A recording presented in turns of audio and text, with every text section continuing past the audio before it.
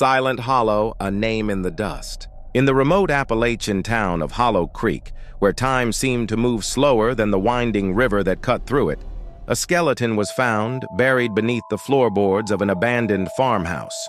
The bones were wrapped in newspaper dated not October 1987, and beside them lay a locket engraved with the name Maggie Lane. Detective Lena Cruz, newly transferred from the city, had never seen a case this cold or this strange. Maggie had vanished at age 16 without a trace, leaving behind only rumors and fear. Her parents had died years ago, her friends scattered, and the local sheriff had long given up, but someone hadn't. Tucked into the locket was a tiny slip of paper with coordinates scribbled on it, and a chilling message. He promised no one would find me. Lena stared at the note, heart pounding. This wasn't just a missing girl, it was a warning, and it was still being heard. As Lena prepares to follow the coordinates, she receives a call. Another body has been found, also decades old, with the same locket and message. The second body was discovered in a cave system outside town, perfectly preserved by the cool air and dry stone. Again, the victim wore a locket. Again, the name inside read Maggie Lane. But this time, the message was different. I tried to leave him. DNA testing confirmed both bodies were real, but not the same person. Someone had been using Maggie's identity for years. Lena dug into the town's archives, uncovering reports of other disappearances between 1985 and 1993. All young women, all forgotten. A pattern emerged. Each had last been seen near a man named Eli Granger, a reclusive handyman who worked odd jobs around town before vanishing himself in 1994. She visited his last known address, a dilapidated trailer now overgrown with weeds. Inside, she found a map pinned to the wall, dotted with red markers, exactly matching the locations of the bodies. And one new marker, glowing faintly under UV light, placed somewhere deep in the woods. Before Lena can investigate further, she finds her motel room ransacked and a single locket left on her pillow, its chain snapped. Eli Granger had no criminal record, no history of violence, just whispers. He was quiet, kept to himself, always offered help when someone needed repairs. But Lena's interviews painted a darker picture. He'd been seen following girls late at night, asking too many questions about their routines. One woman, Donna Marks, remembered Eli approaching her the week before her best friend disappeared in 1989. She described how he'd smiled at her like he already knew her secrets. "I felt like he could see right through me," she said. Then came the breakthrough. A faded Polaroid found in Eli's trailer showed him standing next to a teenage girl, a girl whose face matched the first skeleton's reconstructed image. Maggie Lane. But there was something else in the photo, a symbol carved into the tree behind them. Lena recognized it from the cave site.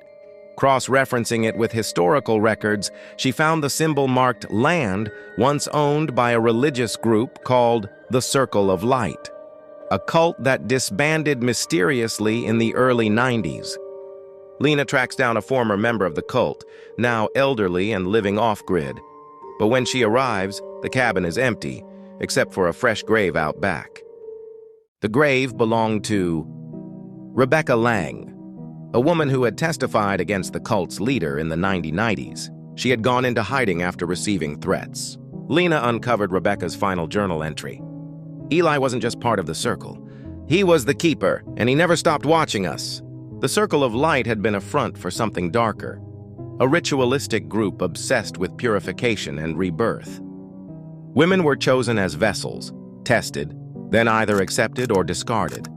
Maggie Lane had refused initiation, so had Rebecca.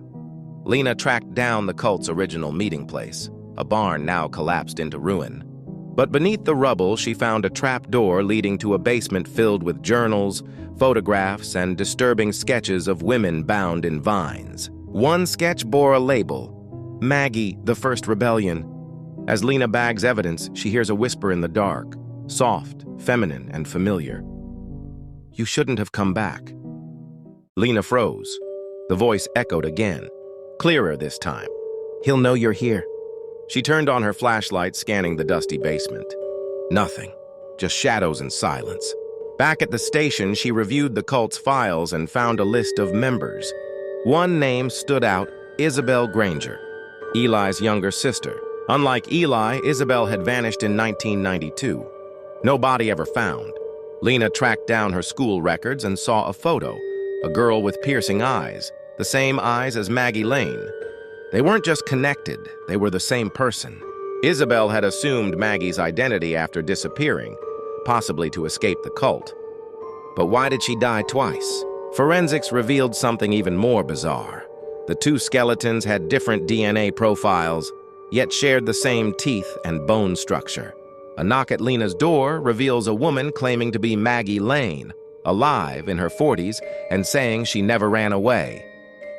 The woman gave her name as Miranda Hayes, but claimed she used to be known as Maggie Lane. She said she faked her disappearance to escape Eli and the cult. I stole Isabel's life, she admitted. She was going to run. I took her place. Lena cross-checked DNA samples. Miranda's didn't match either skeleton, but she matched a third file, a woman who died in a car crash in 2003. It couldn't be, yet here she was. Miranda explained how she'd been taken in by a family in another state, changed her name, and built a new life. She thought she was safe, until she started seeing Eli's face in dreams. He's still out there, she whispered, still choosing. Lena returned to the cult's land and found a hidden chamber beneath the barn.